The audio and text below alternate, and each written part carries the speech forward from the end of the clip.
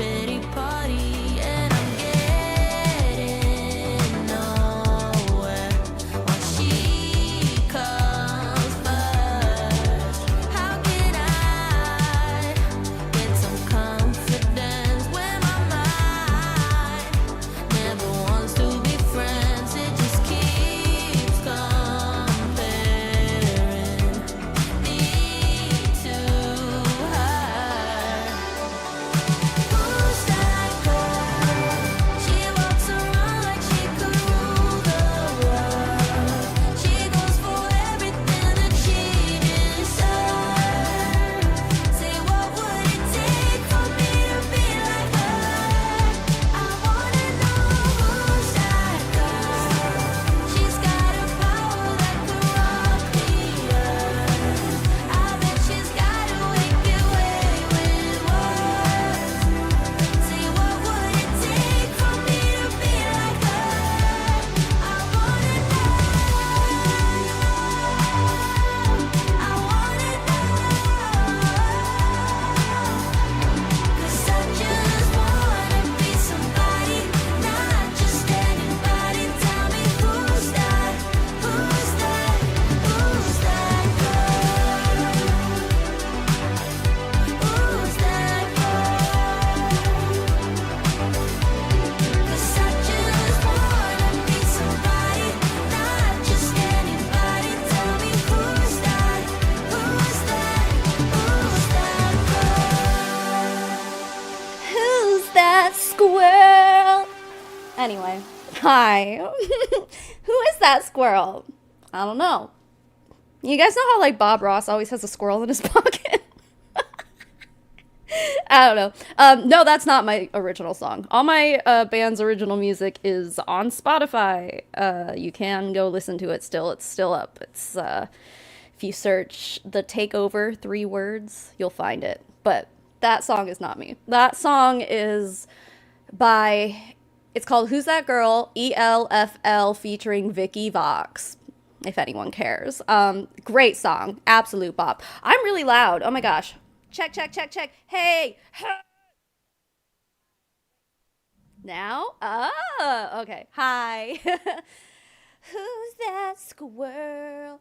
Good to see you guys. The NFL draft is on already. It seems really early in the year for that. Anyway, happy to see you all here. I don't know why my chat box isn't on this screen. Oh, because it's, there it is. Why am I? Hi. Okay, so I guess we're just gonna get into it, guys. This, oh, I did need to say thank you. Someone renewed their membership, but it's already gone. Where did it go? Kira Keel, thank you for being a member for 27 months. That's so long. Okay, so yeah, Catherine, this lady was on the Dream podcast with Jane Marie. Yeah, she's the one that live streamed her interview with Jane Marie and then went on like some rampage afterwards. Freaking wild. But yeah, sad things. I'm sure there's some people here who maybe are a little bit more new. Lizzie, thank you for renewing your membership. Oh, I forgot I changed like the sound of, and the alert box didn't even pop up. There it is, but then it doesn't say anything. What in the heck? Don't mind me. Technical difficulties. I asked DC today. Well, she texted me and I was like, I'm going to need to borrow your technical difficulty crown. That's really quiet though. It's like a choir that's like, awesome. Okay, so this is supposed to have y'all's name in it, but it's not. So maybe we just turn it off. Yeah, I'll remove the alert box. But we got Lizzie, Kitty Chat, and Kelsey Nicole. Kelsey says, hello, finally catching a live. Thank you for being here. I really appreciate it. But so, yeah, this, if you're not familiar with who Jessie Lee Ward is, I have a 4-part docu-series, I guess you could call it that I made about a year ago, about all the bullshittery that happened in the last 8 months of her life. Yeah, if you didn't know, Jessie Lee Ward has passed away. Oh no, DC said that I could borrow the crown, David. It's fine. So she gave me permission to be the queen of technical difficulties today. Yeah, I don't know what's going on with that. But, yeah, so she she was like the self-proclaimed #1 network marketer in the entire world, Jessie Lee Ward. She's the same lady who took her team, she was in Prove It. She took her team to Colombia on like essentially kidnapped them, and that was like a whole thing. And then she found out that she had stage 4 cancer right after that trip, and then passed away 8 months later. It was like a whole roller coaster of a mess. So the video we're watching today is actually going to be a podcast. Thank you to one of my mods, Katie. She sent me this yesterday, and this podcast episode came out 2 weeks ago. It was posted in Jessie Lee's subreddit, but it had like no comments. Like, I don't even know if it had upvotes. Like no one saw it. It's like, it has 2,000 views. This podcast is called Behind the Monsters. And I'm like, are you suggesting that Jessie Lee Ward was a monster? Because I think a lot of people would agree. But I do also want to say, we got some member milestones, right? That's how you say it. Andy Swebb, 24 months. Quinchilla, my sweet Quinlan, 29 months. Tanya Elizabeth, my sweet Tanya, member for 25 months. We got Yoga Dork for 23 months. I think I need to make new, like, little Pop-Tart faces, because some of you guys are, like, over 2 years now. I think some of you are, like, 3 years. We need new little Pop-Tart icons. Yeah, dude, it is unreal that she passed away. And you know what's wild is that I feel like the anti-MLM movement has kind of been keeping her name alive more than anyone else in her life. Like, I guess every once in a while when it's relevant, like Courtney Shepard, she talks about Jessie Lee all the time, but I think that's because she was her stalker while she was alive, you know, and never really got over that. But I feel like so many of them just don't talk about her anymore unless it benefits them. Anyway, Quinn just gifted 20 memberships, so before we get started on this, let's listen to the Pop-Tart song.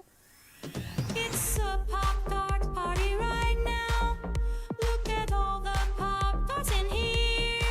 Everybody has a Pop-Tart by their icon. Hey, more Pop-Tarts in the chat. Thank you. Thanks, Quinn. You're the best. Yeah, so I do want to say, first of all, it's been a year and a half since she passed away. Some of these details are foggy in my mind, and there might be some things that I'm forgetting and might not have the context for when we're talking about this, but I don't know, some of you guys might remember some stuff. But I do want everyone to at least remain a little bit respectful in the chat. Look at all the kitties. Oh, so many kitties. Because despite how much of a monster, really, Jessie Lee Ward was in the world of network marketing, it's very, very sad. And it was so unexpected the way it happened. Like, we all found out that she had cancer through Eric Worre. Like, it was super weird. And it just happened so fast. Yeah, she didn't do chemotherapy. She had surgery. She had, like, a foot of her intestines removed or something like that, but obviously it had metastasized. I think they found that it had moved to the lymph nodes or something. Didn't she have some of her lymph nodes removed also? Yeah, so, but then after she had her surgery, she was like, nope, I'm gonna heal from this naturally, and didn't see, like, actual oncologists anymore. She was just going to, like, she was doing a bunch of holistic shit and passed away 8 months after her diagnosis. So it's very sad. So when we're talking about Jessie Lee in the chat here, I just want to make sure, I know that everyone has different feelings about her. A lot of people are just, like, out here, like, straight up being like, whatever, she sucked and she deserved it. I think that's out of line to say that kind of thing. Jessie Lee was only 34 years old when she died. I'm turning 34 next month, dude. Like, that, and it took me a while to talk about Jessie Lee's death because of, like, her proximity, I guess, and age to me. Like, it freaked me out. I had, like, a really unexpected and weird reaction to her death. I don't know how to explain it. It was, like, it was a weird, like, surreal experience. And I know I'm not the only one who felt that way after she died. It was just, It was a really, really weird time. So yeah, and it was really sad. It was very, very sad. Alan, yeah, as others have said, you can be both a victim and a perpetrator, and I think that's true for Jessie Lee. Like, she definitely was. Again, I have a 4-part docuseries about all the people who fucked her over. She spent $500,000 of her own money. That's the estimated amount. I don't think we have an exact number. But around $500,000 of her own money on holistic shit. Instead of, and she died after 8 months. So it's like, it clearly wasn't very effective. Anyway, yeah, so just remain kind of respectful, you know? It's okay to have your own opinions and stuff, but let's not go off and be like, I'm so glad that she's not here anymore. Like, because that's fucked up. She was 34, dude. Like, it's just so... Yeah, a mind fuck, Nina. That's a good way to put it, dude. Oh, Grace, that's so nice. Yeah, no, I'm not 34 yet. Don't age me. Yeah, no, I'm about to be the same age Jessie Lee was when she passed away. So it's just, like, really... I don't know. It hits close to home in a weird way. So... Yeah, Jill, Cece tears up when she talks about her. I mean, I haven't talked to Chelsea about, like, her feelings about Jessie Lee passing away, but I think it really, like, affected us all in a really unexpected way. Champagne Hand, thanks for renewing your membership. I appreciate it. Tanya, thank you. Tanya is my mod. She says, you'll be banned if you say anyone deserves cancer. Thank you very much, Tanya. I absolutely agree. That kind of comment is going totally over the line. I'm not trying to police anyone's thoughts here or anything, but just please be respectful. We don't know if, like, her family's gonna come across this stream or something. Like, those kind of comments are not things that her family needs to be seeing and hearing. So, oh, don't cry. I know. It's hard. So... this lady here is Carissa. Now, Carissa is someone that I never really knew much about. I knew who she was. Like, I knew her name when Jessie Lee would say it, like, Carissa. She was her assistant, during the entire cancer diagnosis and battle and stuff. This lady's the podcast host. Again, the podcast is called Beyond the Monster, or Behind the Monsters, or Beyond the Monsters. Oh, that was another thing I wanted to do, too. Beyond the Monsters. Real quick, I wanted to read, like, this lady's background just so everyone knows. She's like a mental health expert or something. The podcast host. It says, we confront trauma, expose hidden truths, and give a voice to those who have been silenced. Our host is a woman who has dedicated her life to fighting for others while battling her own monsters. Shell, I guess is her name, Shell Bain, is a lifelong survivor of trauma, depression, and recurring PTSD with over 2 decades of experience specializing as a licensed medical professional in psychiatry, forensics, addiction medicine, and trauma recovery. She's founded and operated inpatient and outpatient rehab centers, led life-saving interventions, and worked as a first responder in medical and psychiatric emergencies, working alongside top professionals in medicine, law, and trauma recovery. Shell is dedicated to breaking cycles of addiction, abuse, and mental illness. Now, through Beyond the Monsters, she shares raw stories, expert insights, and unfiltered truths, proving that even in darkness, there is a way forward. She's been there and knows the weight of those monsters. She's here to prove you don't have to fight them alone. So that's the backstory of this podcast, I guess. So that's probably an important trigger warning I should be giving you guys too. What the fuck is this? Hold on. What is this? I don't know. I have this little thing. What the fuck? I don't know. I don't know what this is. You guys can't see it. It's just... Oh! Well, now where did it go? There we are. The fuck? Technical difficulties. I don't know what she has a degree in, or if she... I mean, everything that said that she's done, like, being a first responder and stuff, I would assume she has a degree in something, but I don't know. I'm not sure. But it sounds like this podcast kind of specializes in, like, mental health stuff. I should probably actually... Maybe I'll make it more like... Yeah, I'll do that. So I'm not covering Carissa. Center it here. Nope, that's not centered. That's censored. Centered. Okay. Yeah. So I haven't watched all of this, and I don't think we're gonna get through all of it today either, guys. Because it's long. It's an hour long, and I get the feeling I'm gonna want to pause and talk about stuff. So, um, yeah. Make sure you get yourself out of live chat purgatory. Like the stream, if you will. That'd be great. And with that, yeah, take care of your mental health. If you need to pop out, then do so. It's very important that you put yourself first and everything. Because, yeah, everything I have watched of this, like I said, I haven't watched the whole thing, but I have watched some of it. It does get heavy. So, yeah, if you're feeling like you need to step out, absolutely do that. So, okay, without further ado, let's go. Hi, and welcome back to Beyond the Monsters. Today I have Is Carissa the with volume me, okay? and she's going to tell us her story of, single mom, suffered with anxiety, depression, OCD, many different mental health components that many of us can relate to. And luckily for her, someone amazing came in her life, and she's going to tell that changed everything for her. So she's going to tell us a story about what she struggled Thank with, you. who came into her life, and how it's changed everything Thanks, for guys. her. So, Carissa, welcome to Beyond the Monsters. Oh, God. I'm going to mute that just in case. I don't know if that's copyrighted music. Okay. Should be done here. Yeah. Thank Okay. you so much for having me. I'm honored to be here. Yes. So you just go ahead and however you're comfortable, give us a little bit of your story and, Thank how you, it led Liz. to where you are today.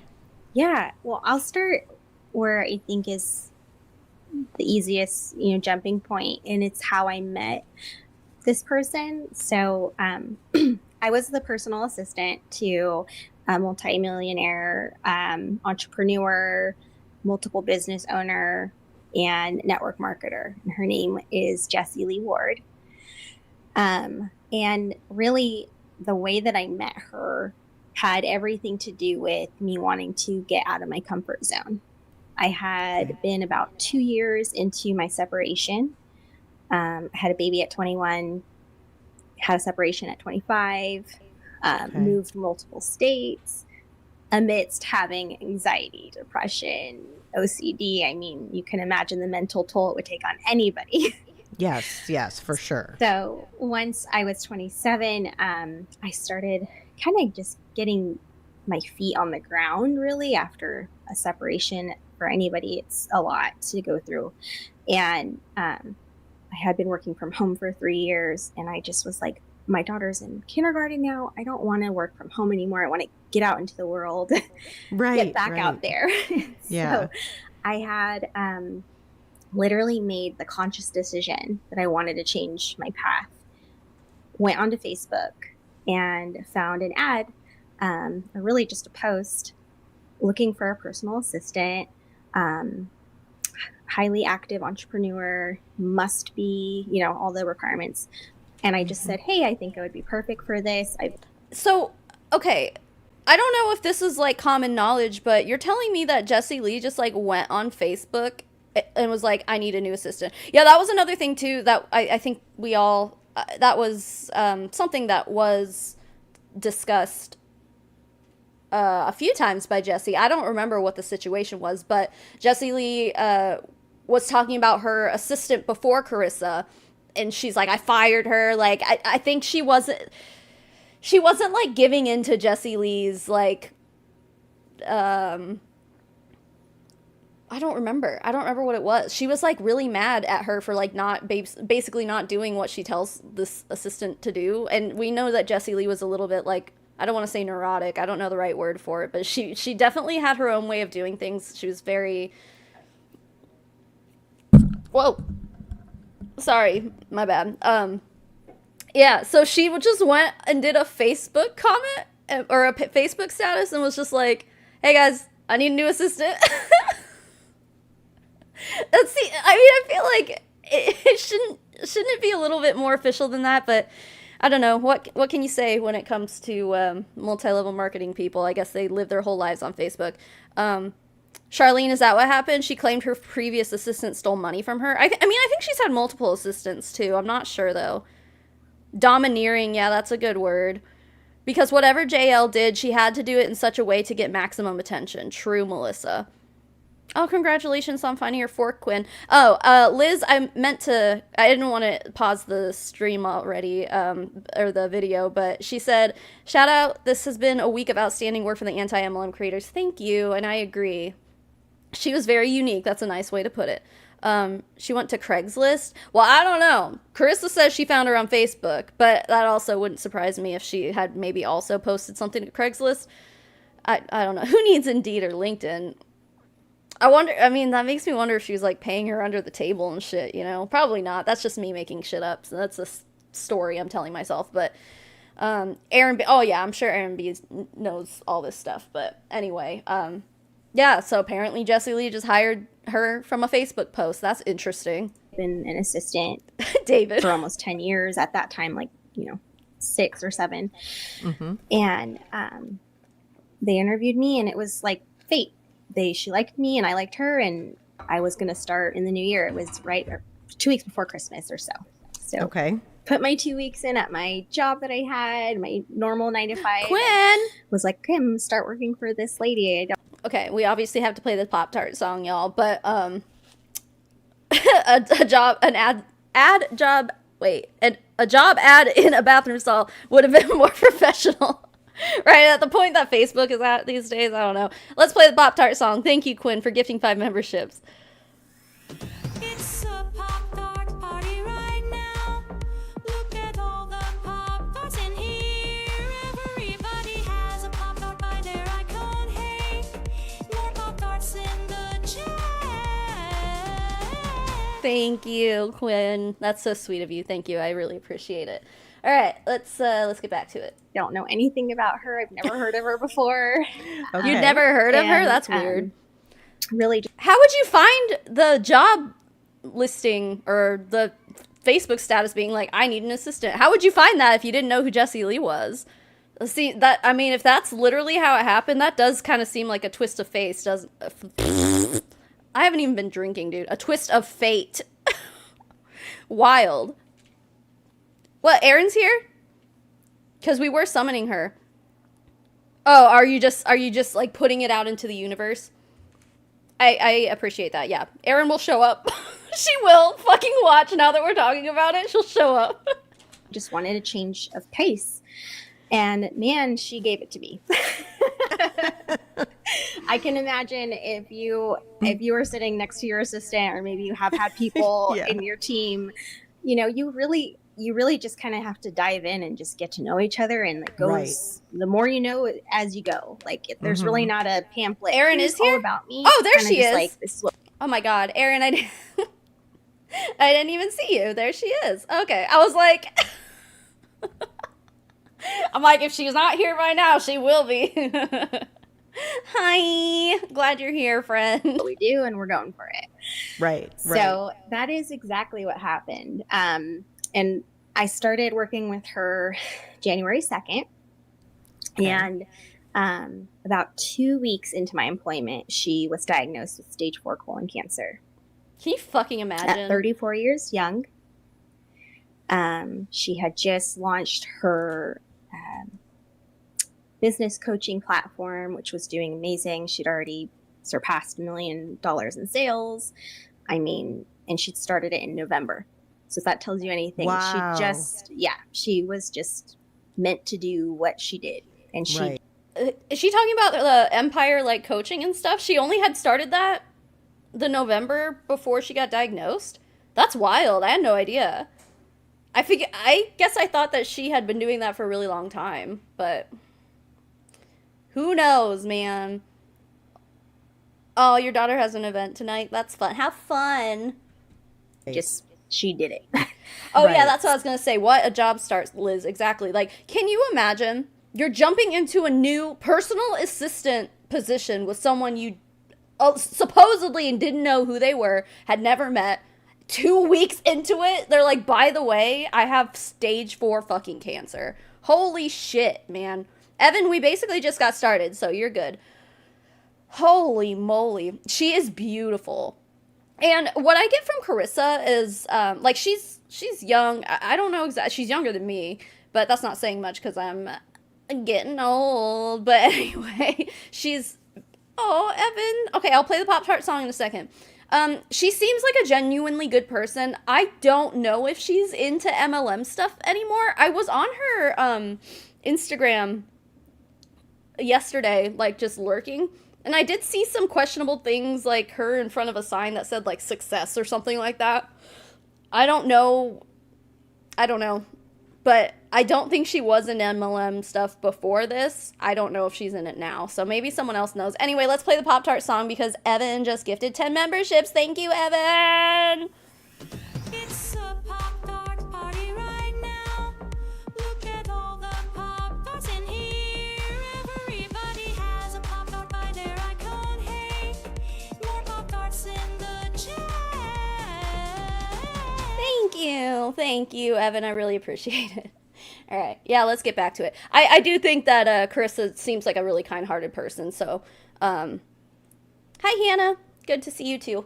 Yeah, you didn't miss too much. So 2 times speed will get you caught up pretty fast. So, 2 weeks in, her and I don't really know each other. I get the call because when she went into I'm fast forwarding here. I'm sorry, but No, you're fine. we don't really know each other. I'm looking for MRIs that will service her. I'm looking for gastroenterologists, everybody you can think of that you're going to need when you get this type of diagnosis. So a couple of months pass by. She finally gets surgery, and before she goes in, I'm her PA, so I'm filling out hospital forms for her like I always do. And I said, who do you want as your emergency contact? And she goes, nothing's going to happen. Just put you. And I was like, all right. Put myself down. Mm-hmm. That was the end of that. She had surgery. Hi, Marie. About Thank 3 you. days later, she was let go to go home. They called me because I was listed as her emergency contact. And her doctor told me everything. He said, you're the person she's got listed here. And it's my duty to make sure that she understands the severity of her diagnosis. And he said, unfortunately, when she left, I just didn't feel like she understood how serious this is. And he let me know that she had until Christmas. This is March 2023. And this is a lot. First of all, yes, Jessie Lee was very religious. She was always talking about Jesus and shit.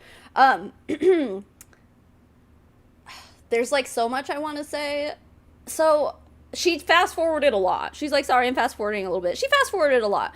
When Jessie Lee found out about the diagnosis originally, excuse me, didn't she have to like hit up a bunch of people, like random people, to be able to get into, what the fuck was the name of that hospital, that big one in Dallas, the big cancer treatment center? One of you guys knows. One of you guys will know. That's proper English, I think. I don't know. I forget what it's called. But it's like the biggest cancer treatment facility in the country, basically. And yeah, Elaine, she definitely was doing the deed with a married man. Yes, very religious, but also had a lot of things about her. She was a scammer, dude. Like, point blank, period. Jesus wouldn't like that shit. He flipped tables over that shit. So, MD Anderson, thank you, Elaine. Yeah. Oh, everyone else who said it before Elaine, Tinkerbell, I think was the first one to say it. Yes, MD Anderson. Apparently that's like a really prestigious hospital, and I think she had to literally like get someone who had connections to someone at MD Anderson to get her into it. She did. Yeah. Thank you, Aaron. See, that's good that Aaron's here. It was like a whole thing, and there's like, I think I did a live stream. Yeah, I did. I live streamed because she did like 2 parts to like talking about her cancer diagnosis, and then she did a second part talking about her treatments and stuff or something like that, and then unfortunately never got to upload any other parts to that series she was trying to do. But she, in one of those parts, and it's a live stream, I live stream it on my channel somewhere. I don't know how to find it really. But she was saying, like, everyone at MD Anderson was so rude, and, like, they were, you know, trying to, she called them chemo pimps, because they were trying to get her to, oh, it's in the Houston area? All right. So, Dallas, Houston, same thing. No, I know it's not the same thing. Texas is gigantic. But yeah, so it was like a whole ordeal to even get her into MD Anderson in the first place. And when she did actually go, I think she brought Courtney with her. And the doctors were just like, yeah, you got 8 months to live or whatever it was they said. And she was like, we just left. We're like, we're out of here. I don't know where she got, I don't think she got her surgery with MD Anderson. I think it was somewhere else. Eric War, he did what? I don't remember. But either way, I also feel like I remember, so Carissa's talking about how she got the call and the doctor was like, you need to make sure that she understands, like, how serious her condition is. I feel like also, was it Jessie Lee's lawyer? Like, Carissa went to Jessie Lee's lawyer and was like, how are we going to talk to Jessie Lee about this? Like, her doctor just told me she's going to die by Christmas. Like, how the fuck do I talk to her? And I feel like, I hope I'm not misremembering things because I'm not trying to spread misinformation, but I feel like I remember it was Carissa and the lawyer, and they were just like, they almost did like a little intervention with her, like, hey, you know, the doctor says this is pretty fucking serious. Yeah, the doctor was right. Of course the doctor was right. Mix Nia, yeah, she did end up going to Germany for like a month or two or something, like getting treatments over there. But I doubt her assistant could have convinced her to do anything. She was deep in denial. She was. And that's what Carissa, did she already say that? No, I don't think so. But she's going to get into like how Jessie was just saying like, no, I'm healing. It's fine. Like, I'm going to beat this without chemo and all that stuff. So, yeah, she did end up going the holistic route, and obviously that didn't work out. Brian Underwood and them made a lot of calls, and I think got her into the important places. Yeah. That was it. Okay. I don't think it's her PA's job to prevent JL from brainwashing herself to death. Oh, wow, I just snorted. What the fuck? No, but, no, you're right. And that's part of this whole thing that I find so wild is that she had just fired her last assistant. Carissa took her place. And within 2 weeks, she's like, first she was like, oh yeah, I'm going to be an assistant to this lady, this multimillionaire who just has a bunch of businesses and needs help. Suddenly it's like, now I'm an assistant to a multimillionaire who has fucking stage 4 cancer.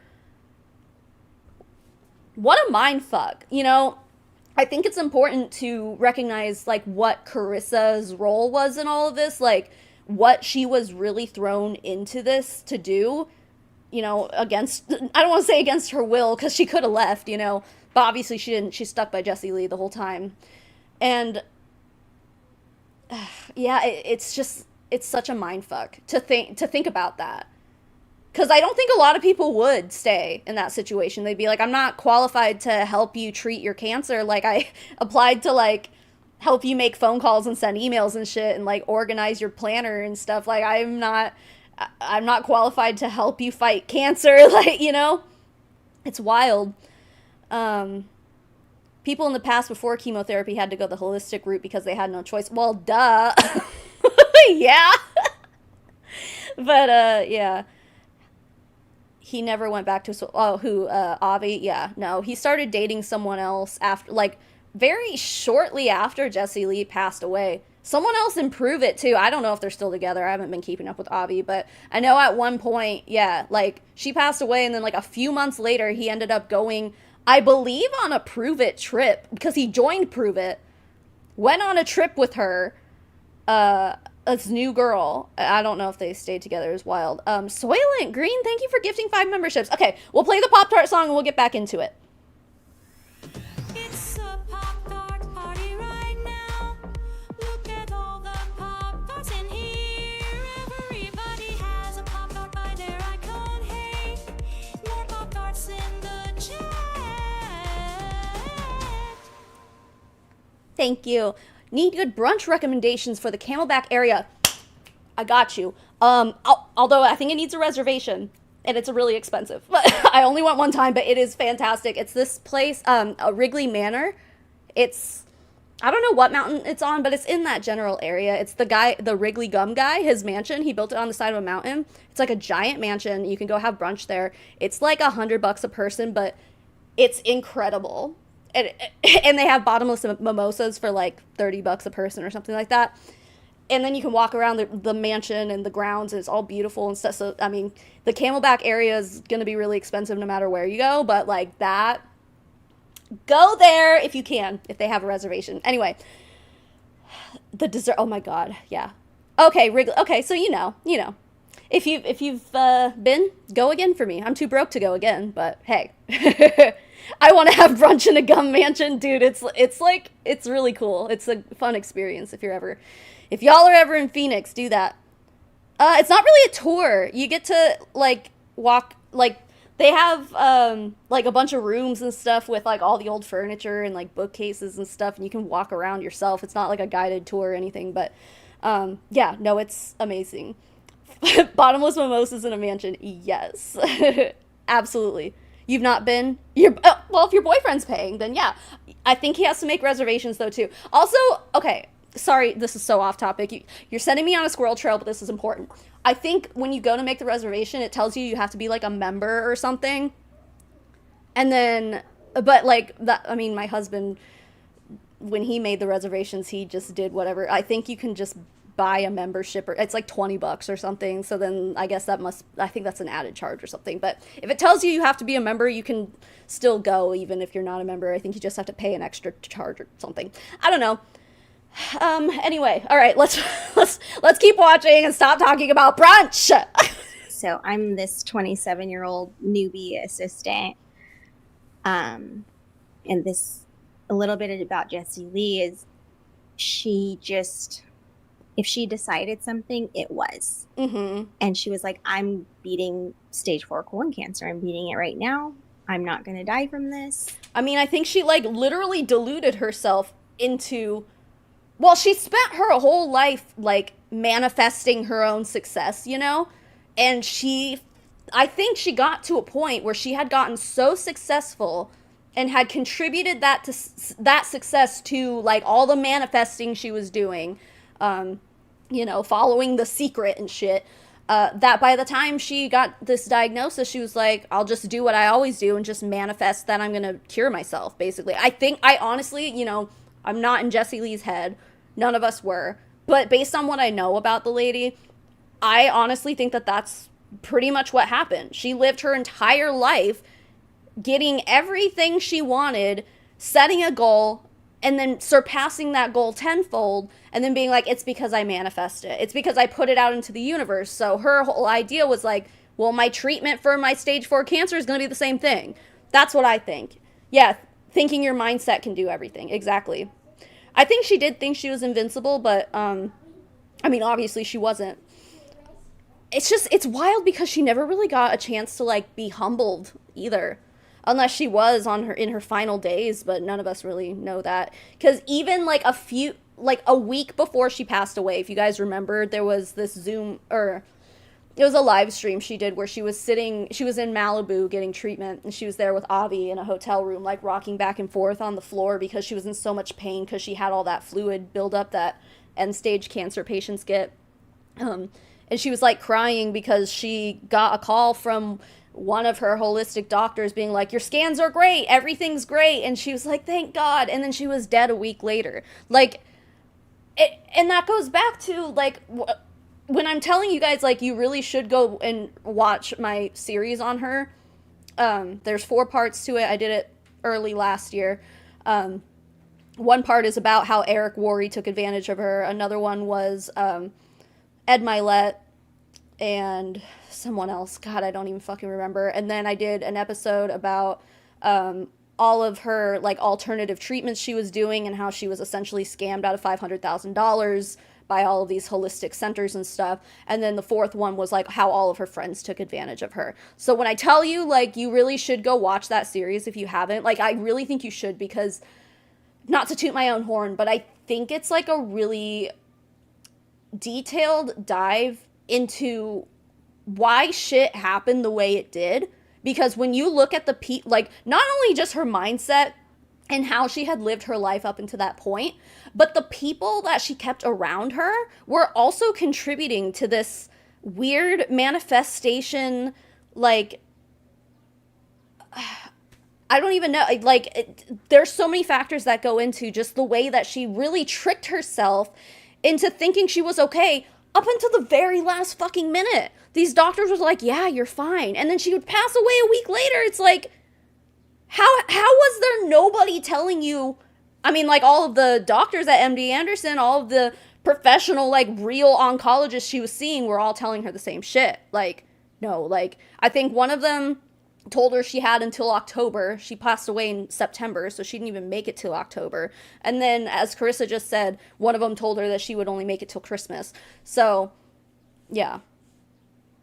A reality distortion field, kinda. They commodified her. They did. And to be fair, to play devil's advocate, I think a lot of people would say that, oh, the anti-MLM movement did too. It's just wild because I feel like we have given her more compassion than her own friends did. Friends, you know? They were just using her for money and clout. That's, I don't know. Not surprised at the denial. I'm not either. I'm sure, I mean, I've never had cancer, but I can imagine that that's a common thing that a lot of people probably go through, to really be in denial when you get that kind of diagnosis. I'm sure that's like a normal thing. But with Jessie Lee, it was like so much worse than anyone else because she literally thought she could just manifest it away and heal herself by just drinking carrot juice 4 times a day, you know, and putting coffee up her butt. No, I'm not even fucking kidding. She did coffee enemas, wasn't it like multiple times a day? Yeah. She would live stream while doing coffee enemas, and then she would live stream while doing her juicing, and she would live stream while she was in like what is that called? Hyperbolic chamber? Is that what that thing was? She had one of those in her house or some shit. Like, this kind of stuff. Anyone who was telling her the truth and telling her like how serious her condition was blocked out. Like, people, if someone went against like, hey, Jessie, maybe you should take this seriously, she would cut them out of her life and call them haters and, Pippi's here! Pippi! Oh, I love her so much. Okay. All right. Our emotional support. Hyperbaric, yeah. Sorry, what's hyperbolic. Like hyperbole, I'm stupid. Hyperbaric. Hyperbolic, I'm stupid. Okay. I'm healed. And it was beautiful. Yeah, let me rewind it a little bit. And she was like, I'm beating stage 4 colon cancer. I'm beating it right now. I'm not going to die from this. I'm healed. And it was beautiful and empowering to be around. But for her doctor, he was like, I don't think you understand. And he's, scientific mindset. And scientific mindset, you mean like living in fucking reality? Hannah, thank you for becoming a defeater of Huns. I appreciate it. Liz, thank you for the super chat. You said, no, the anti-MLM movement tried to counter her misinformation and begged her to get real treatment. We did. And that's something that the people who she kept closest in her inner circle were not doing. And I think that's why. Because to her, all we ever were just haters, you know. But yes, this is Pippi. She's gonna be 16 next month. She my old lady. But yes, I know scientific mindset is a weird thing to say. It's literally just reality, like how reality manifests into science and medicine and stuff. If that's what a scientific mindset is, then okay. So I got that phone call and was like, how do I tell her this? At this point, in a way, we're still strangers. Sure. Now, is she sick at this point? Like physically? No. Oh my gosh. She was in the best shape of her life. It is wild for her to be saying this a year and a half after she passed away. Guys, if you need a refresher, Jessie Lee had lost a lot of weight really fast. And I know in one of my videos in my series about her, I posted like, what do you call them? screenshots of, I'm like, what do you call them? What are words? I'm just Pippi. I posted screenshots of like a chat that me and Aaron had at one point. Before the cancer diagnosis, when I literally was asking Aaron, like, is she okay? Like, you know, trigger warning, ED. But I literally asked Aaron, I'm like, do you think that she has an ED? Because she lost so much weight so fast. And, you know, she had been in Prove It for so long. She had been in Prove It for years. And Prove It's like for ketones, for weight loss and all that shit. Like, and she never lost weight. Like, she was always in the gym. Like, on and off. She would go through phases where she would be a gym rat and she'd be posting gym selfies and stuff. So she'd be exercising a lot, drinking all these ketones or whatever, and nothing seemed to change for her until out of the fucking blue, over the course of like 6 to 8 months, she like, her weight, she dropped so much weight. And I even remember at one point, because I used to talk about Jessie Lee, you know, a lot, like way before her cancer diagnosis. And I remember at one point, like right before the diagnosis, I made a new video about her or something. And people were commenting like, oh my God, like I didn't even recognize Jessie Lee. Like she doesn't even look like the same person. And she didn't. She looked so different. She did get her teeth done. She got veneers and stuff. So she looked different in that way too. But mostly the biggest thing was that she lost so much weight. And as we should know, I mean, I'm not a doctor and I'm not a doctor. I'm not her doctor. So like, I'm not going to sit here and be like, it was definitely because of colon cancer. But I think we all know, right? That's a very common side effect. They say like, if you suddenly drop a bunch of weight really fast, like you need to see a health professional because that's not normal. That can be a sign of some serious illnesses. And in the case of colon cancer, it's basically like her body was just kind of like starving itself to feed this fucking tumor that was growing in her butt. Like, sorry to sound a little goofy about it when I say it that way, but that's literally what was happening. Like, so a year and a half after she has passed away, to hear someone who was so close to her in her life be like, she was in the best shape of her life. What, because she got skinny? And that was at no fault of her own. She got skinny because she had fucking colon cancer. So no, she wasn't in the best shape of her life. She was the skinniest she had ever been in her life, but skinny does not equal healthy. Like, and I think that's a really important lesson that Jessie Lee taught a lot of us too. I think watching the rapid weight loss of Jessie Lee Ward, finding out that she had stage 4 cancer, and then watching her just like wither away is, how do I want to say this? I don't want to say it's good proof because good is not a word I would use for it, but I mean, it's just proof that she was like not healthy, dude. I don't know. But these people don't want to hear it. They're going to go over and, oh no, she wasn't sick. She never acted sick. You'd never know she was sick. I mean, I guess, unless you knew her before she got sick, you know? Anyway, sorry, yeah. Right, she said she was in the best shape. It wasn't necessarily fact. I think it all just comes down to she lost a bunch of weight. Even Ed Milet, like, I think there was one point in his podcast where he was, like, really hyping her up, like, wow, she looks amazing.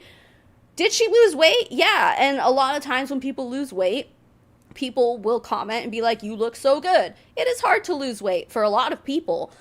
So, I mean, not to say that those comments were, like, unusual to make, I guess. Like, when someone loses a lot of weight, I think it's kind of a common thing that people say.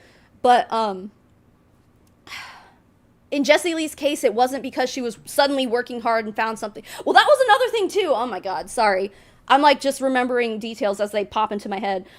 She, like, started injecting herself with, like, peptides and other shit. Like, I think probably in one of my videos, I probably put clips of it, but there was a live stream where she was showing off, like, all of her injectables. She was on vacation and she brought a bunch of injectables with her. She had a bag full of syringes that she was giving herself shots all the time.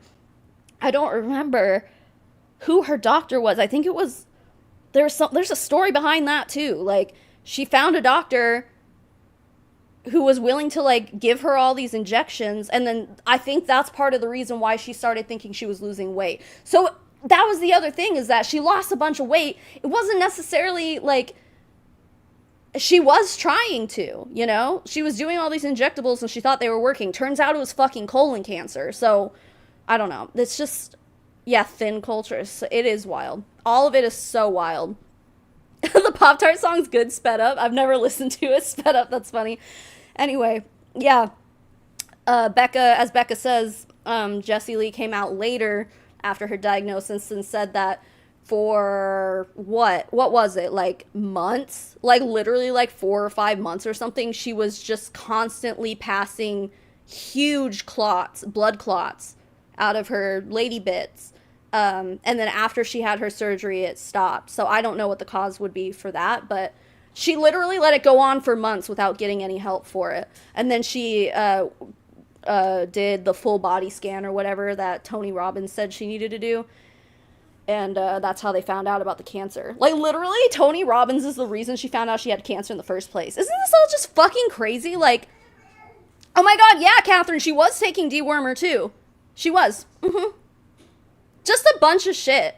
Like, yeah, I mean, I haven't watched that series I did since I made it. It's been over a year, so I'd have to definitely, like, catch up on all that information. You should too if you're interested, but there was so much shit she was doing. So she was doing new things to help her lose weight. Ultimately, I'm sure she thought that's what it was. I think we all know. Sad Quinta. Unironically, oh, thank you for the super chat. Unironically, JLW's weight loss / blood clot / cancer diagnosis was the reason I went to the doctor. I lost a lot of weight and had other GI problems. Turns out I had Crohn's. Go to the doctor.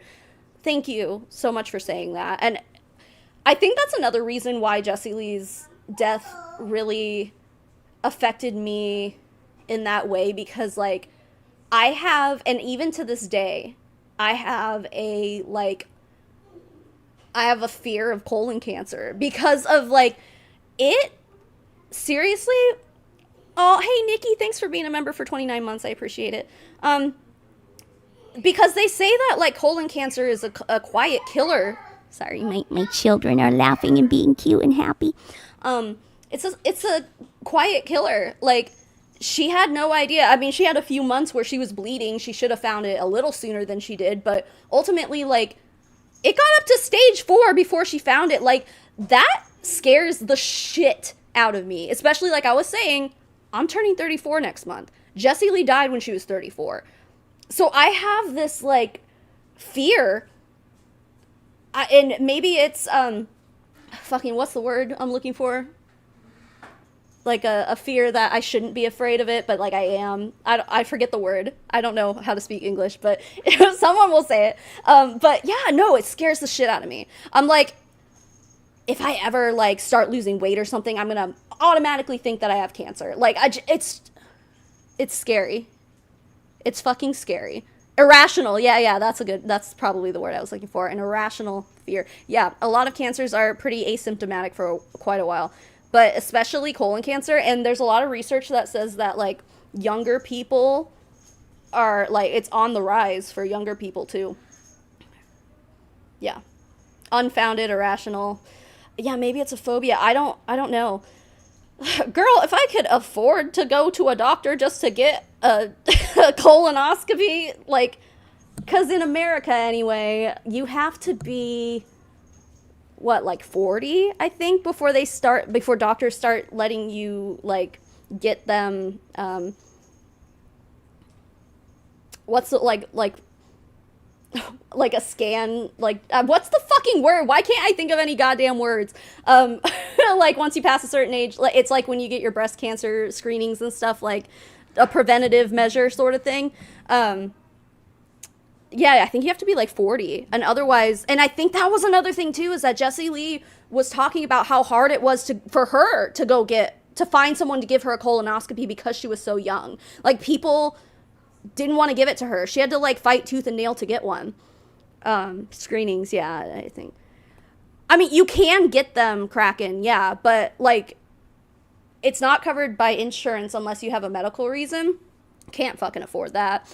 But yeah, like voluntary one. Like, you can't just go like, I'm 30 and I want to go find someone who's going to give me a colonoscopy just for funsies. Like, it's hard to do. Have your annuals and it'll be okay. Yeah, but you have to be like, you got to be like 40 before doctors start like making it easy for you to do that. Unless there's colon cancer in your family, 40 is the usual age. Yeah. Oh yeah, if you have family history, that's different. But she's licking my cup. Pippi. It's okay. It's fine. Anyway, fiber. Yeah, fiber is important. Quick tests and stuff. Oh, she definitely afforded it. Yeah, Hannah. Yeah, you were saying you had breast cancer really early. I think Hula Chowdown in here don't you have, or you did have breast cancer at one point too? And I know you're also pretty young. Yeah, it's just wild. They should really change the recommendations on that since it's becoming an issue for younger people. I think so too. Is that going to happen right now in this economy? No, definitely not right now. It's super not. Anyway, did she have family history? I don't think so. Oh,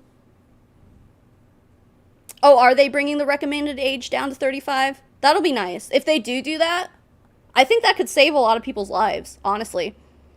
I'm surprised it was so difficult for her considering her symptoms.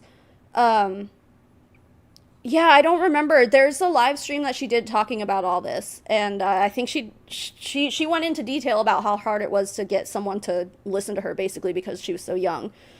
If only we could afford the full body MRI. Yeah, that was like, didn't Jessie Lee say that was like $3,000 or something? Like, out of pocket, because again, that's voluntary. That wasn't medically necessary. I mean, technically it was medically necessary for her, but like, it wasn't like recommended by a doctor that she go get an MRI, you know what I mean?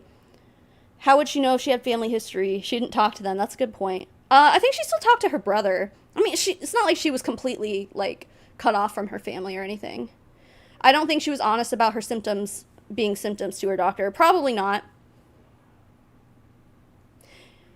Yeah. Anyway. Oh, Mixnia, I'm sorry this is hard on your mental health. Yeah, guys, if you need to hop out, I totally understand. Anyway, I agree. Colonoscopies should be free. Listen, I think healthcare in general should be free, but welcome to America. She'd found out about the colon cancer through the Grail test. Tony Robbins talks about it a lot. Yeah. And that was one of her mentors. So she had done all of this biohacking and taken the Grail test, and that was where the first discovery was made. Isn't that wild, so Liz? It was like on a path of health and wellness. I'm 34. I want to live 100 more years. And then you're diagnosed with life-altering diagnosis. So fucking scary. So jumping forward a bit, I had to sit down with her the next day and tell her, hey, your doctor called me last night and he told me that he doesn't think you're going to see Christmas. And I have to tell you this. I don't know how to tell you this other than just saying it out loud. And again, she was basically a stranger to Jessie Lee at this point. Wild. Yeah, it was a lot for both of us. I really placed all of the emotions on her because it wasn't happening to me. Right. But I think once she did pass, I realized that was a lot. That's a lot for anyone to process. Yeah. Especially not even being a medical professional too. Like, and you're used to giving like grave, horrible news to people. Yeah. Like, you didn't even have time to process that yourself. Right. Wow. Yeah. And that's like what I was saying. Like, she signed up to be her assistant to like help with office work and like organizational shit. It's like she didn't sign up to now she's suddenly having to do all this like healthcare shit. Yeah, it's wild. I feel for Carissa, I really do. And I also applaud Carissa for sticking by her side until the end too, because I think a lot of people would not do that. I think that this kind of diagnosis as life-changing as it is for the person being diagnosed, I think it would also be life-changing to the people around her also. And Carissa's just like, I know I don't really know you. Hey, I just met you and this is crazy, but I'm going to stick by your side and we're going to help you beat cancer naturally. Like, I don't think a lot of people would do that. So I guess in a way you could say that Carissa was kind of a blessing to Jessie Lee, because I'm sure she was a source of comfort for Jessie Lee. And if, even if that comfort was not based in reality or science-based or anything like that, like, at the very least, she had people to lean on in that way. And I think Carissa was probably a really important person in the end stages of Jessie Lee's battle. So I'm glad that Jessie Lee at least had Carissa, but it does fucking suck that Carissa had to be just thrown into it like that. It's wild. And I think it just speaks to, I believe in alignment, and I believe in, we all have a higher power at play. Mm-hmm. Mm-hmm. And David, it just speaks to the testament that I was meant to meet her and she was meant to meet me, because I don't know how I powered through that, being the person who would be a neurotic mess if I dropped my cereal that morning. Like, Right. It was like, how am I holding it together? Yeah. For her, just so I can, pass on this news, but also, like, how am I powering through this, and what do I do? Because, we're in March and he's saying maybe till December. Christmas. Yeah. And I'm a single mom, and I kind of just thought I could go back to my old job, or I can go get a new job, or I can just stay here and fight the fight and see what happens. That makes me wonder if, like, Jessie Lee, and, based on how Carissa's talking about Jessie Lee at this point, still being like she was in the best shape of her life, blah, blah, blah. I think Jessie Lee worked her magic on Carissa and really had her convinced, like, no, don't worry. Like, you have job security here because I'm not going to die from this, And I think that probably played a big role into why Carissa decided to stick around also. But fuck, man, could you imagine if she hadn't? Like, what would Jessie Lee have done? I don't know. Like, for the sake of Jessie Lee's comfort, like, I'm glad she did. But it's just such a wild situation, dude. Right. And honestly, it was an easy decision. It didn't really feel like one. I just kind of told myself, like, if she's going to fight this in whatever way she chooses, I'm going to be here. I'm going to fight with her. There's a reason that we're in each other's lives, and how it just did not feel right if I were to go, hey, I'm going to take this safe route and I'm going to leave. It just didn't feel right. So I stuck it out with her, and I'm glad I did. And I'm probably going to cry any minute now. It's okay. I'm holding it together. It's okay. But yeah, so we did. She took the homeopathic route. She did not do chemo or radiation. She wanted to try and fight it naturally, holistically. So,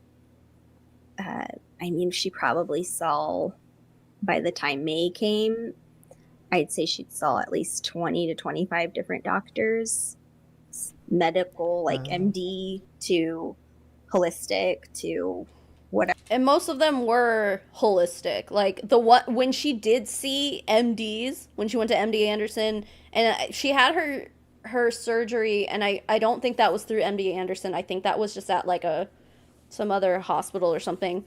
But, like, after MD Anderson, I'm pretty sure she just kind of swore off of oncologists and just started going holistic, because she did not like that the doctors were telling her, like, yep, you got 8 months to live. And she didn't like that. So she, like, stopped seeing them. Whatever else in between. Were they telling her that holistic wasn't the way to go, or were they giving just all different opinions? Like, I would say every traditional doctor was against it. Duh! Easily, because it was such an aggressive cancer. They don't know when it started, because they found it at stage 4. right. They'd taken, I think it was like 11 to 13 inches of her intestine out. It was a lot. And she would say, of course, I would get a aggressive cancer, because look at me. I'm not a normal person. I'm not going to get a normal little speck, I'm going to get the big thing. And at the end of the day, she was healing. Her tests were coming back. No news. No. Because all of those tests were coming from naturopathic, homeopathic, bullshit, quackery doctors who didn't fucking know what the fuck they were talking about. Like, you're gonna really sit here and be like, no, she was healing. She totally was. A year and a half after she fucking died, earlier than the doctors were telling her she would? Like, I mean, the doctors were right. They're like, you won't live to see Christmas. She definitely didn't. So they were right in that fact, but like they gave her more time than she actually ended up having. And you're going to sit here and be like, no, she was healing. Make this make sense, dude. It just makes me wonder, like, how different would this story be if she had listened to oncologists, if she had gone through everything MD Anderson told her she was supposed to, Nia, yeah, she said she was the emergency contact, but because Jessie Lee said, like, oh, nothing's gonna happen, it's no big deal, just put you down. Like, she really thought it was just not gonna, it was just like, she's gonna get surgery and she's gonna be fine. Yeah, no growth. Scans were coming back good. Tumors weren't bigger, they weren't appearing in new spots. So we were like, it's working. Something is working. And she looked amazing. Like, she was glowing. Yeah, because she was just, like, she stopped eating, like, she was completely vegan. Like, she was doing nothing but, like, drinking juices all day, like, fresh pressed juice out of, like, this expensive-ass juicer that she spent a shitload of money. No. I think she borrowed that juicer. But that juicer was an expensive juicer, but she, like, borrowed it from someone or something. I don't really remember. But it's funny, like, she was doing all these holistic things, like, all of this naturopathic stuff. It's like, no wonder, yeah, she was glowing because she was eating really well, or, like, she was doing all, like, taking all these vitamins and shit that probably made her hair grow faster, and probably, I don't know, did good things for her skin and stuff. Like, she was doing, like, IV therapy and stuff like that. Like, I'm sure a lot of those things did contribute to her looking good on the outside. But what was happening on the inside of her body was not indicative of the way that she looked on the outside. Period, dude. Like, she was not glowing, though. Seeing her in the last couple months was genuinely so upsetting and scary. It was, yeah. And I feel like I remember, like, a lot of us saying that she was kind of looking a little, like, yellow towards the end and stuff, too. And fuck, man. One of the pictures that really sticks with me was a picture that, I don't remember who even fucking posted it. It was some, like, irrelevant lady who went and visited Jessie Lee on her deathbed. And then posted a picture of her holding Jessie Lee's hand while she was on her deathbed. And Jessie's hand was, like, bright yellow. Like, she had straight up liver failure, like, and I think a lot of people were, I think the story was that wasn't, like, a post-mortem hand, but a lot of us, like, it looked waxy, like, we all were like, dude, like, is this really a picture of Jessie Lee, like, after she fucking died, and you're gonna post this fucking picture? But it happened, like, right before she died. So it's like, is it really even that much better? I don't know. But that picture fucking sticks with me, dude. She's famous on TikTok now? No, it wasn't Courtney who posted that picture. It was some other lady. Yeah, no, that hand picture stuck with me so hard. It was intense jaundice. Like, the difference in her skin color was fucking insane. You would never know she was a sick person, and I won't ever describe her as a sick person, but for the sake of she fucking was. Right, sure. We all watched her wither away for 8 goddamn months, and you're gonna be like, she wasn't sick. She fucking died. Are you serious? It's just wild to me that she can still be in such denial this much longer after she had passed away. Like, are we living in the same fucking reality? How are you still not coming to terms with, like, oh, okay, turns out actually she was sick. And actually all of this homeopathic shit wasn't working. And, like, how are you still gonna sit here and defend this? Denial's contagious, I guess, but, like, after a certain point, like, when do you realize, like, maybe we were wrong? You would never know. And about July is really when our energies kind of synced and we were a unit. And that's when I'd noticed changes in myself, like just the way I would walk into work, walk into the door, like just ready for the day, whatever was going to come at us, we're good. Versus back in January where I was like, I don't know if this lady's going to like me. Oh my gosh. Like, you know, just nervous all the time with that nervous energy versus like just walking in confident and ready to go, knowing, you know, whatever comes, we've got it.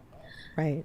So that's when I noticed that change in me, which Eli was huge because having a baby at 21 and knowing, you know, I knew I had anxiety. I didn't really understand that it interlinked with my depression, with chronic depression. But having a baby that young already, having those types of struggles, it really just amplified everything in me. So by the time I met her, like I was neurotic. I was not like this calm woo-woo, like, oh, everything's going to be fine. Let's put some frankincense on it and you'll be good to go. Like, and now I'm like totally like just trusting in the plan. And the plan. Wasn't that a thing that they were all saying like a lot too? Like after Jessie Lee died, they were all like, it's all according to plan or whatever. Like they were all fucking saying that and posting that in their status updates about how much they love Jessie, like their fucking eulogies and shit that they were posting all over the internet. Like, it's just fucking crazy. And yeah, so by July we were really in sync. She had her huge mastery program that she would put on, and it was just like I felt on top of the world, and so did she. But behind closed doors, she was in a lot of pain. And it was just like her and I would just look at each other and I would just be like, what do you want me to do? Like, dude, well, Courtney's a lost cause. Like, I don't think she'll ever, she was so infatuated with Jessie Lee. Like, I don't think she'll ever break out of that. Because she's one of the only people who still really talks about her. I know Kelsey Ray brings her up sometimes when it's relevant, but Courtney talks about her still all the time. Also, did you guys know that Wookiee apparently passed away? I think it's still speculated. Like, it's not like Courtney came out and said it, but there was a screenshot. I don't remember which one of you guys sent it to me, but there was a screenshot posted to Reddit not too long ago of one of Courtney's lives, and there's like a paw print, like memorial looking piece thing behind her, and I think people were saying it's probably Wookiee. That was one of Jessie Lee's dogs, and she fucking loved those dogs, and that was like a whole thing. We don't have to get into all that, but basically, long story short, Courtney stole the dogs. She wasn't supposed to have the dogs. She also stole Jessie Lee's clothes and tried to steal her ashes and shit, but yes, she stole her dogs, and now one of them is supposedly passed away. The other one, when he does make appearances on Courtney's lives, he's skin and bones. Like, he looks so sick, and it's so sad. Yeah. Luciana, I think JLW was very good at pretending. I don't even think that she knew she was pretending. I genuinely believe that Jessie Lee believed everything she was saying, because that's how she had lived her life up until this point. You know, she would just manifest it and it'll be fine. Whatever I say goes, because I'm Jessie Lee and I'm very powerful in my words and my mindset. So, yeah. Who do I call? What do I do? August was honestly just a blur. She started getting treatment in Malibu, California. And by then she'd come home early September. I had just come back from visiting my grandmother, who we thought was going to pass. She's still here, thank God. but it was kind of one of those where I went home to see family and she was doing her treatment, and I came back and I just said, I need you to go to the emergency room. She was like, I'm blacking out in pain. I'm like, I can't take it. And I said, I need you to go to the ER. And she's not taking anything for pain either? I believe that past week, so the week before Okay. she was admitted, she Okay. was taking Tylenol 3. Yeah, Oh, that's it. okay. But at the same time, like, she was in so much pain, though. Like, there were videos of her literally, like, rocking back and forth in pain.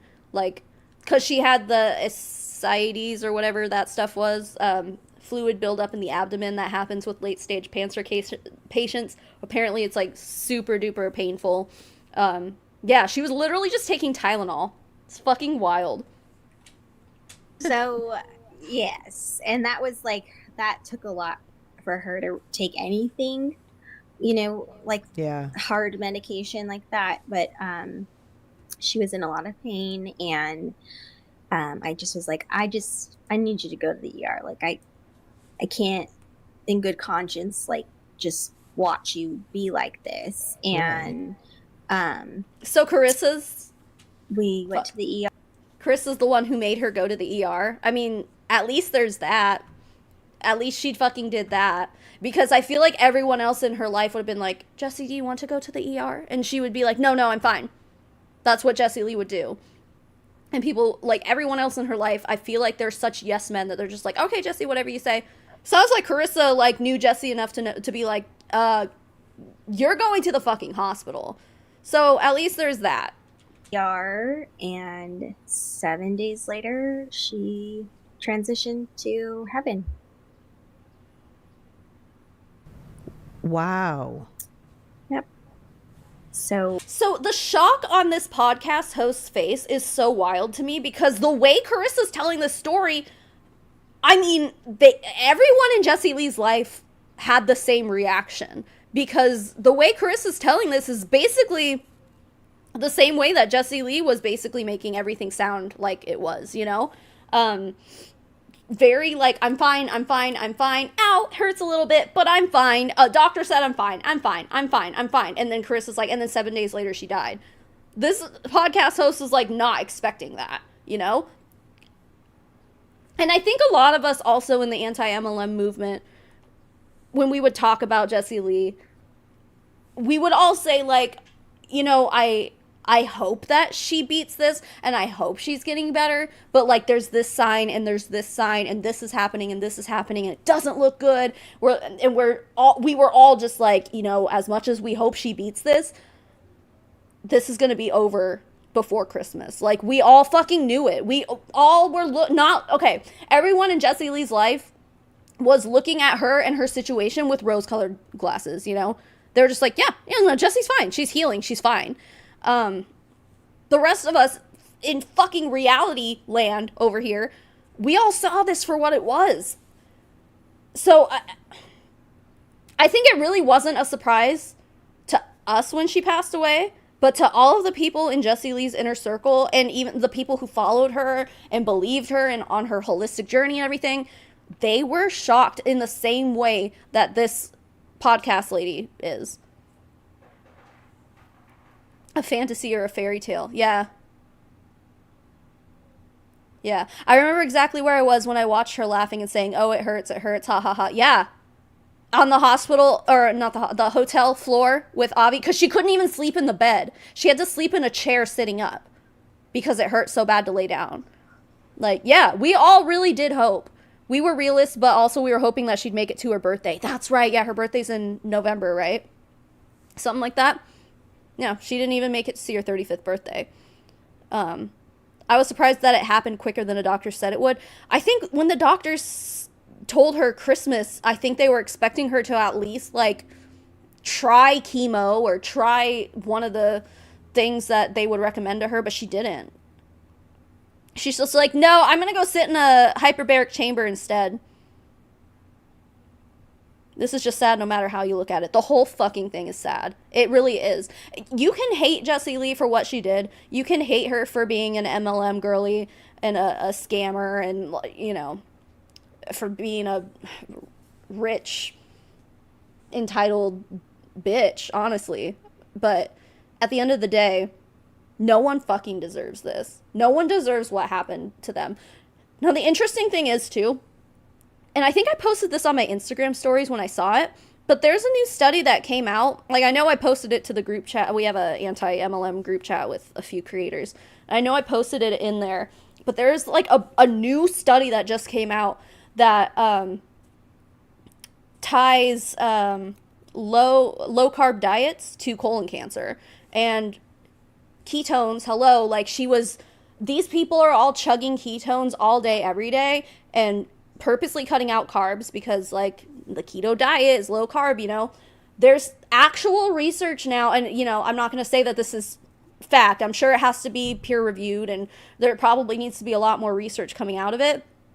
But there's studies to suggest that low carb diets can be really bad for colon health and cause colon cancer. So, as sad as it is, it's like, it all makes sense. All of it makes sense when you think about it. I'm not going to sit here and say, oh, it was proven that caused her cancer. Like, no, but she also was on, like, the carnivore diet for a while at one point, which I know a bunch of red meat and stuff is bad for your colon health also. But, yeah, it's fucking crazy. Not to mention the heavy metals and ketones. Yeah. You can ask Erin Bees about that. She's had a few Prove It products tested, and I don't think any of the results came back being like, whoa, there's so much lead in this. But considering how much of the Prove It products that some of these people consume, like, they'll consume multiple drinks in a day, you know? They're chugging this shit. It can't be good for their health, dude. Carnivore diet causes awesome constipation, yeah. Well, she was a carnivore, but she was carnivore for a while, and then she was totally vegan, and she was vegan until she died. I don't think she ended up going back to the carnivore diet. Yeah, anyway, all of it is just fucking crazy the way it played out. When she was doing good. She was doing excellent, and it was just that timeline between end of July till September 16th is when she passed. But she got those final results while she was in Malibu, like a week before she died. The results were she was sitting on the floor crying because she was so happy, because the doctor called her and was like, everything looks really good. See you that's what it was. He said to her, see you in 6 months. And that's what made her so excited, because she's like, that means I'm going to be alive in 6 months. I'm going to make it past Christmas, you know. And then she died a week later. You know? It's so fucky, dude. That things changed, and there was a change in the treatment plan. Oh, you're going to blame that? But at the end of the day, it's scientifically is how they described it. It metastasized. Hadn't it? Okay, I don't know for sure. I might be misremembering, but I'm pretty sure. First of all, stage 4 cancer is after it already had metastasized, right? That's what stage 4 is. They removed some of her lymph nodes during the original surgery she had because it had spread to her lymph nodes. Like, she's making it sound like, well, we changed up some stuff. Like, she did change. She went from whatever she was doing in Texas or whatever. She went to Malibu. I think one of the Real Housewives and her husband owned this treatment center or something. She was going there, and she was there for like a week or something, maybe even longer, getting like IV treatments and stuff. Katie, thank you for renewing your membership. And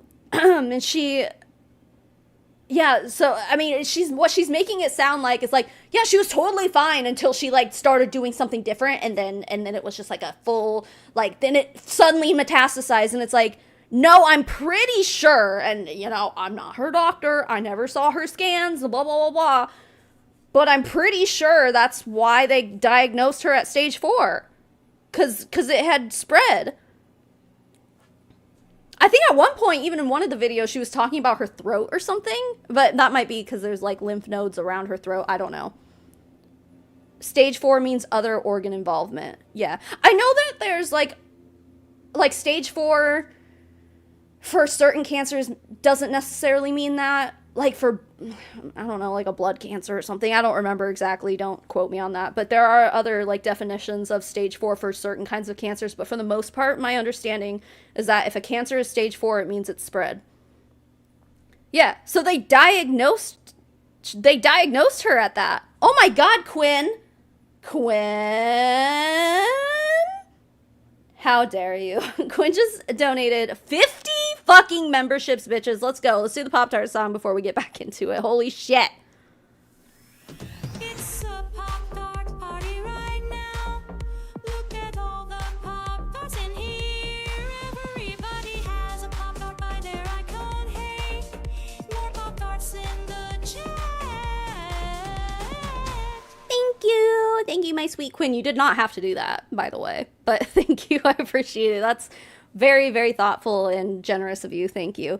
Congratulations to everyone who has a Pop-Tart by their name now. Congratulations. Wow.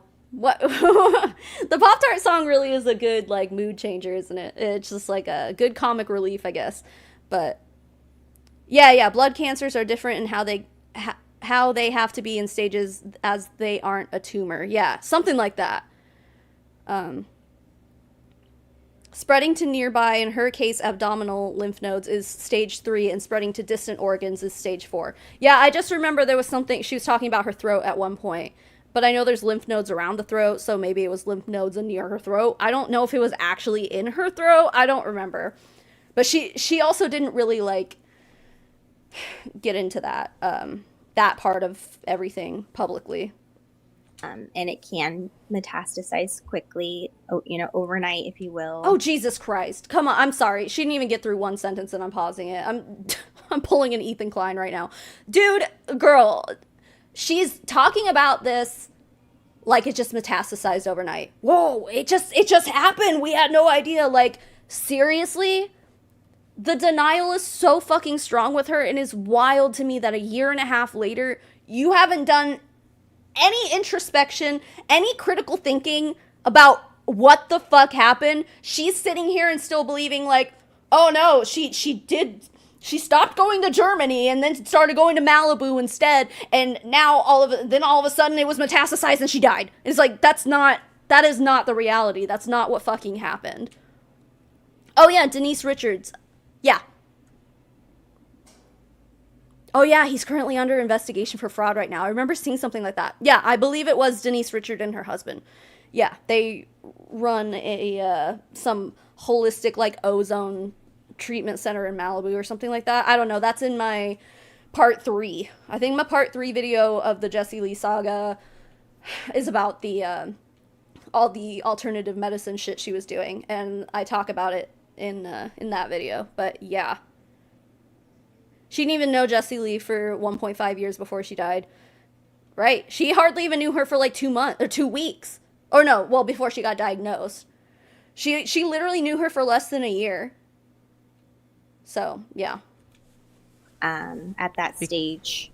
And it was already so aggressive, right? Yeah. So, I believe she technically passed from sepsis because she was septic.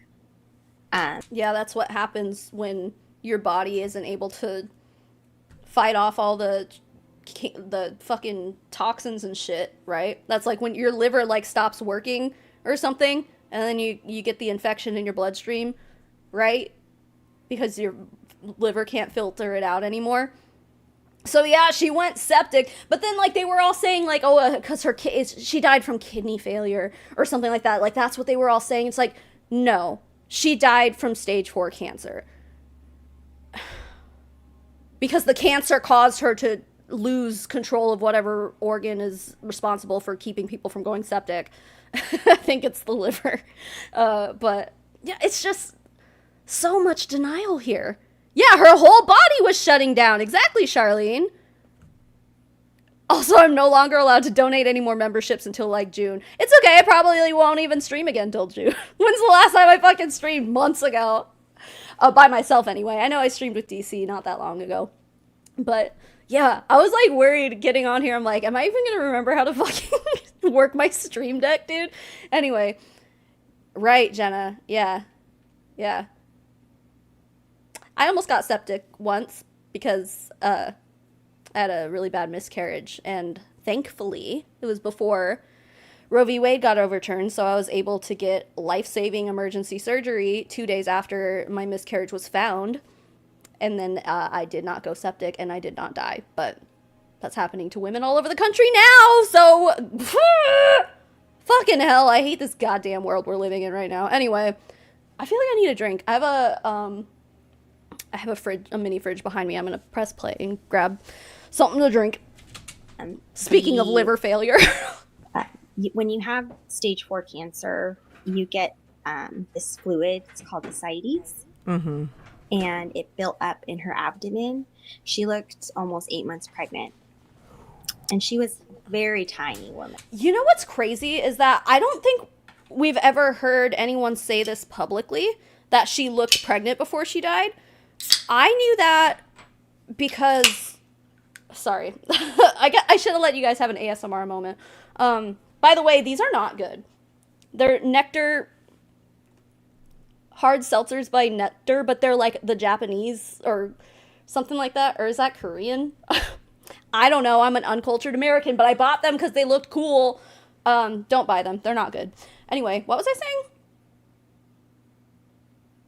What was I just saying? Hold on. Let me rewind. Right. 8 months pregnant. Oh, that. So, at the time, I guess it's fine to talk about this now, but at the time, Erin Bees was in contact with some of her close family members. I don't remember exactly who it was. I guess it doesn't matter. Who was basically giving her the play-by-play as everything was going down. And we found out that Jessie Lee passed away before the rest of the internet did. And that was one of the things that I remember Erin telling me, like, for like the information she had got from the people who were there and saw her. They all said the same thing. Like the fluid buildup was so huge that she looked like a full-term pregnancy because she had so much fucking fluid. And it's wild because I don't think anyone else had ever said that. I don't know if I even said that in any of my videos because that was kind of a bit of information that I thought was too much information for me to know. I was like, I shouldn't know that, you know? Like, I'm not, I don't know her. I'm not, you know, that's something that I feel like maybe just the people that are closest that were there, like, if anyone should know that kind of information, it shouldn't be me. So that was one of the bits of information that I knew I shouldn't have, and it disturbed the fuck out of me.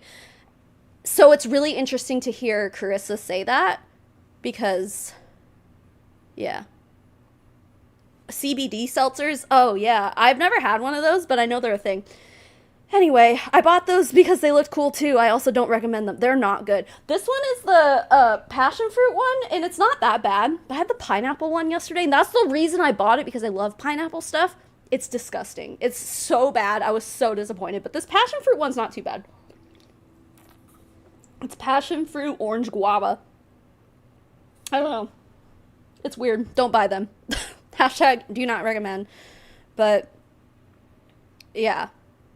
Yeah, and it's wild because like the last live stream that Jessie Lee did, when she was sitting on the hotel floor and rocking back and forth and whatever, and when she couldn't sleep in the bed because she was in so much pain, she didn't look like she had a lot of fluid, and that was about a week before she passed away. So for her to accumulate so much fluid over the course of like a week, to the point where she looked like she was 8 to 9 months pregnant, that's like, that's so fast and so scary. And it just also like plays into the truth that like she was really sick. You can sit here and say that she wasn't sick. Oh no, she wasn't sick. She was the best shape that she's ever been in her life.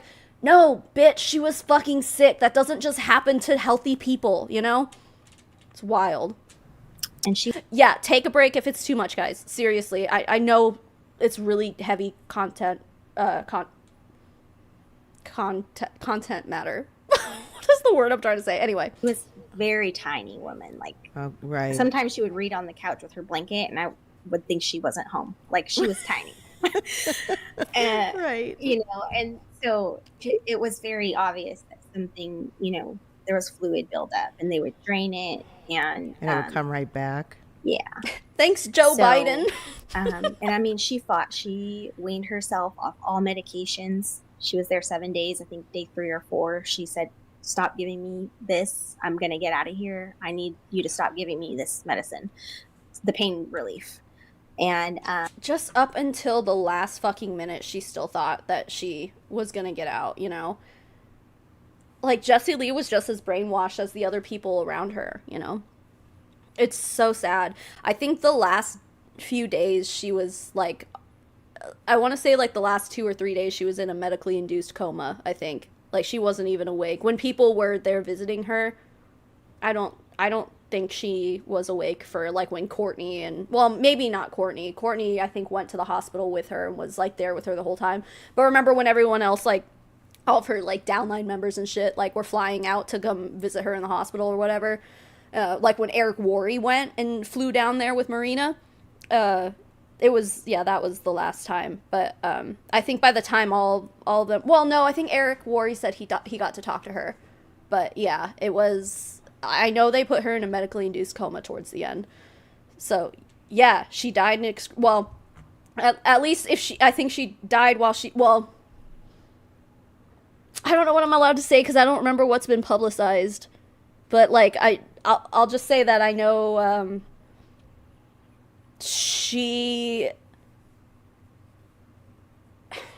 not gonna say it. I don't know. Sorry. Sorry, I don't want to, like, cause any more pain to the family and stuff, like, by sharing new information that, like, the public doesn't know. And I don't remember what's been said and what hasn't been, but yeah, from what I remember hearing, the last day or 2 were really intense. So anyway, yeah, she fought. She really wanted to get better. And at the day before she passed, I put my hand on her. Yes, Melissa. And I just told her, "You and I believe in the same God. And if you go home, it means you did everything you were supposed to do. And I love you." That's hard. I've told this story a few times to close friends, so I have a little more strength today. But it was, it was one of my greatest honors having worked with her and learning from her. And I don't mean business. I don't mean the Life. stuff that we don't get life. to take with us. Yes, I mean life. She'd gone to Egypt 2 weeks before she passed, or 2.5 weeks before she passed, which was on her bucket list. She had spoken on one of the biggest stages in her career, just probably 6 weeks before. I mean, she was constantly doing what she wanted to do. She did not stop living, and she did not live like a sick person. But part of that was because Ed Milet told her she needed to keep working. So there was that too. That's part of the thing that, like, really was so fucked up with Ed Milet. She was paying him, what, wasn't it like $30,000 an hour or some shit like that for him to coach her? And she's like, "He's my mentor." And all he was fucking telling her was, like, keep working. Don't let this stupid cancer shit keep you from being a boss babe. Basically, it's like, what the fuck, man? Yeah, fuck Ed Milet. He's such a piece of shit. And I know he's on DC's fuck you list, so he can be on our fuck you list too, even though my fuck you list basically extends to everybody, but but no, seriously though, like, fuck Ed Milet. Like, the reason she was still out there, like, traveling and going to Germany and then going to Egypt and then going to fucking wherever, I don't even remember where she went. She was traveling all the goddamn time. She was doing that because Ed Milet, and probably other people too, were just like, no, don't slow down. What are you doing?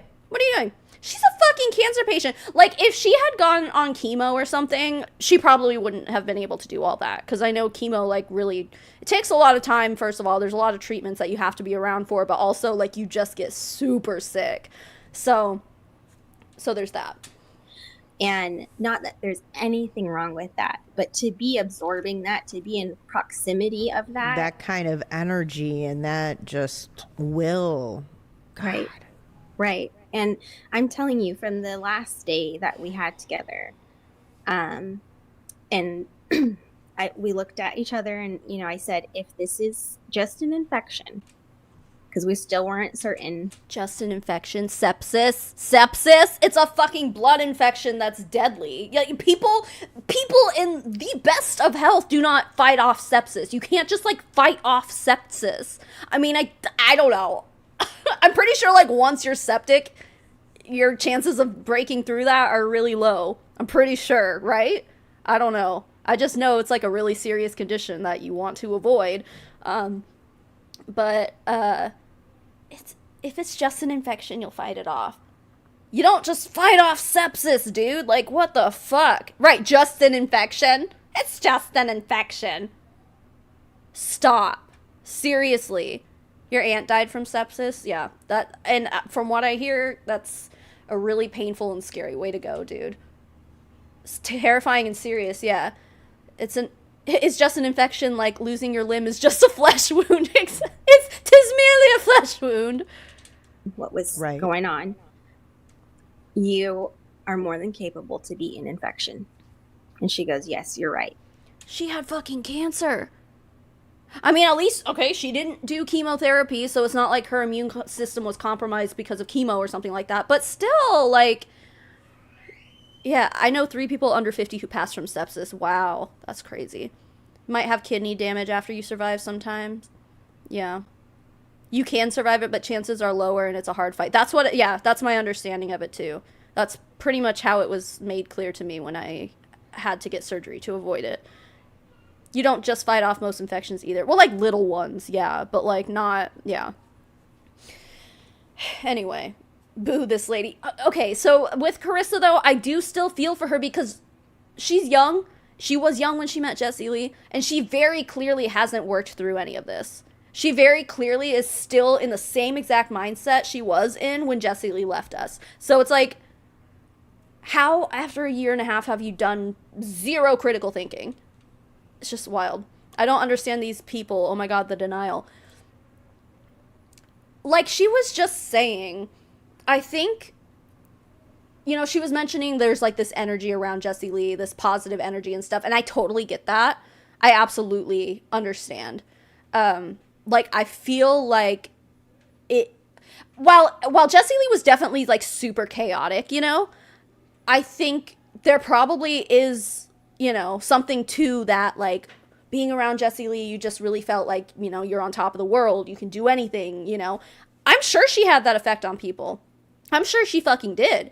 And especially people who were around her all the time. I'm sure she did. But that energy is not, it's not realistic. Because look what the fuck happened, And it's just like, Carissa is still in that. She's still there. And she hasn't worked her way out of it. And it's sad. It's really sad.